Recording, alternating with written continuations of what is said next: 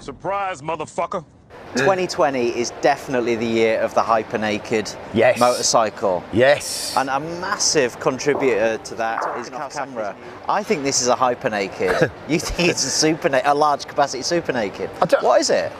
It's a good question. I don't think anybody has kind of come up with the clear, true definition of what constitutes a hyper-naked, but what I would say is if we were talking top trumps here, like the Brutale 1000RR makes in excess of 200 horsepower. Now on paper this is 200 PS.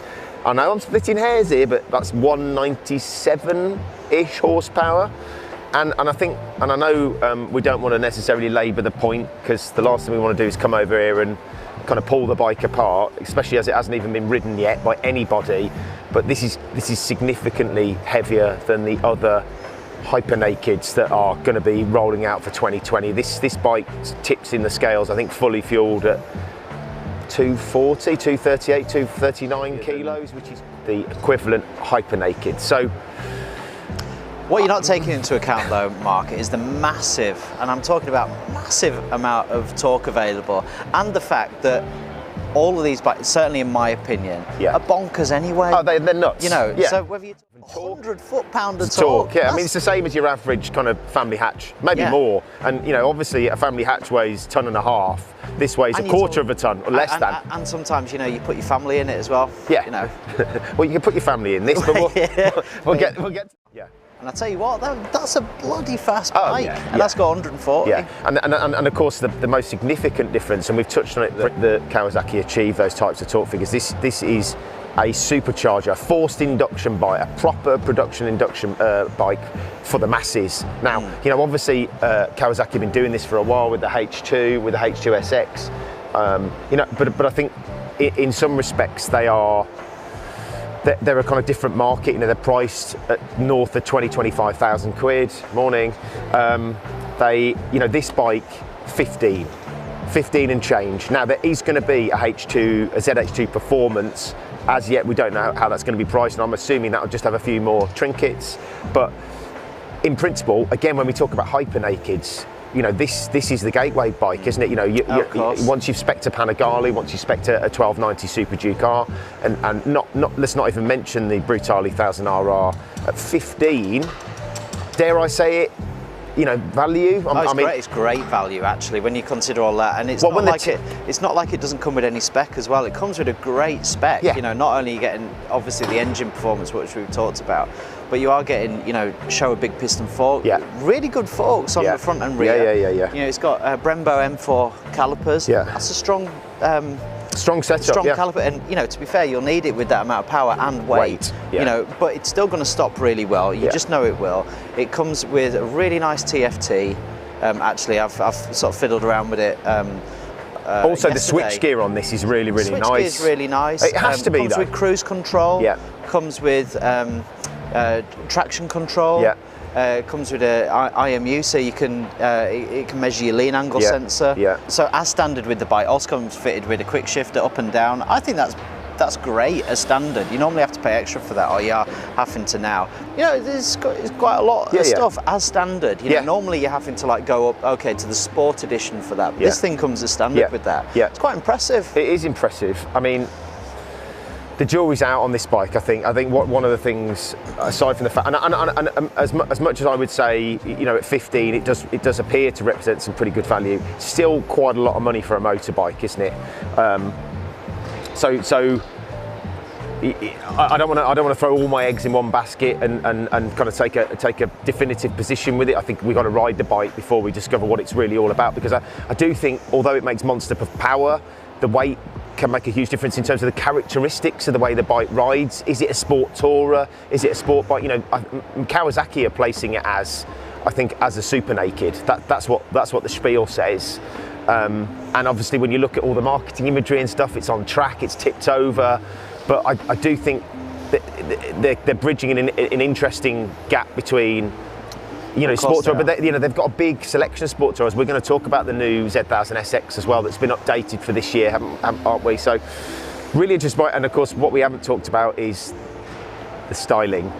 Well, the way it looks really splits opinion, and you know, when I first, actually, I only actually saw the bike a couple of days ago, basically. Right. Despite having worked all of the shows. Yes. You know, you barely get a chance to scratch whatever, but only just got to look at it in the flesh because I saw it in the pictures and I thought, God, I don't know how to approach this. Do I come and ride it or bring me harpoon gun?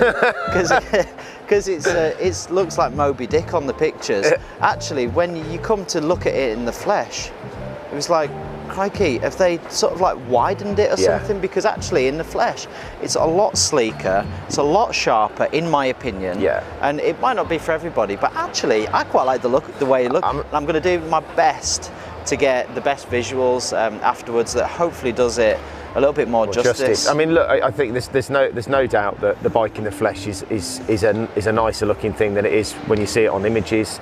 You also have to accept that because of the fact that the bike is a forced induction product, you know, and you've got that big supercharger, the packaging for a bike like this is very, very difficult to do. It has to be different because you've got air induction. You do, and you know what you'll see when you look at the bike in closer details. There is significant sized air intake on the left-hand side of the front of the fairing.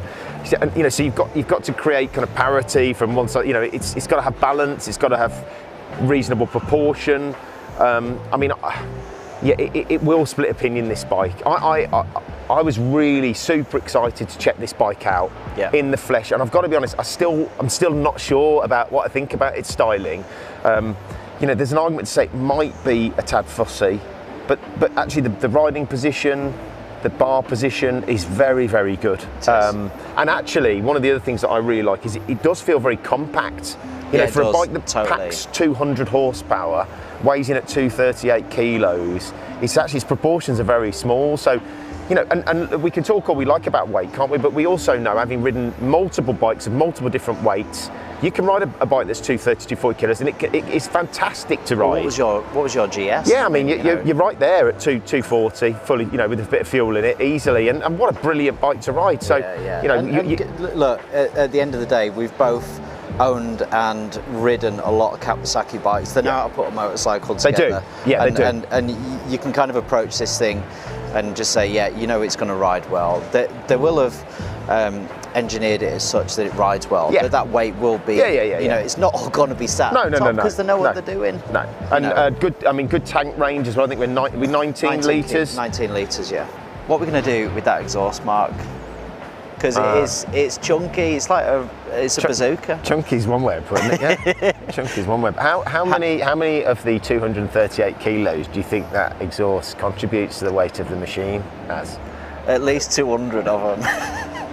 It's a big unit. I don't know whether to use it as a bench. You know, look, jokes aside, you don't know how difficult it is to get a bike like this through the Euro 5 emissions test year. I'm assuming, and I could be wrong here, and I'm sure if you're watching this video, please comment about this, because I could quite easily be wrong. It's happened before. But with forced induction, you know, we talked about how pretty some exhausts are, even under this new legislation, but I'm guessing that there has to be a fair amount of clever technology in this silencer to stop it from failing that test. Well, it's a team of engineers.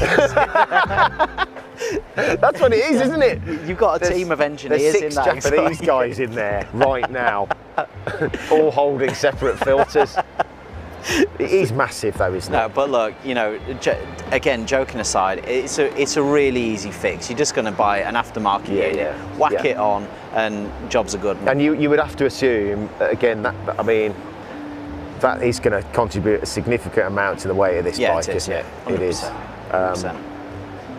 But I mean, look, you can use it for so many different things, can't you? If we go into World War III, like you say, grenade launcher. You'll probably take it to the scrapyard. Probably pay for the bike. So the bike's also fitted with Diablo Rosso 3 tyres. That is a really sports-orientated tyre, and that, it's going to handle really well from the point of view of it being fitted with that. So you're not going to need to worry about, okay, I need to upgrade the tyres. It's going to stick to the ground really well. Well, look, I mean, we've made a point of I think every time we've spoken about a bike at the NEC this year, we've mentioned what tyre brand on, we've mentioned which tyre. It's so important. Well, it's the only part of the bike that actually touches the floor, isn't it? So it is pretty important. And you've got to be careful when you're putting 200 horsepower into a bike. You know, it's got to stick to the road. I mean, and incredibly important, important. And it's nice again. You know, we've looked at KTM, we've looked at BMW. Everybody's putting on some pretty honky rubber on their bikes, aren't they? They're not scrimping. No. You know, they're not giving you some sort of middle of the range. You know, Pirelli Corsas are a very, very good tyre, and that tells you about their intent, doesn't it? As well, it says something in terms of Kawasaki's approach with this bike. So, as always, with a bit of luck and a following wind, we'll get the chance to have a go at this some point in 2020. Fingers crossed. So you guys, you know what to do. Please press the like button if you like what we're doing here. Hit the notification bell. And if you haven't subscribed to the channel, make sure you do that as well. And we'll see you for the next one.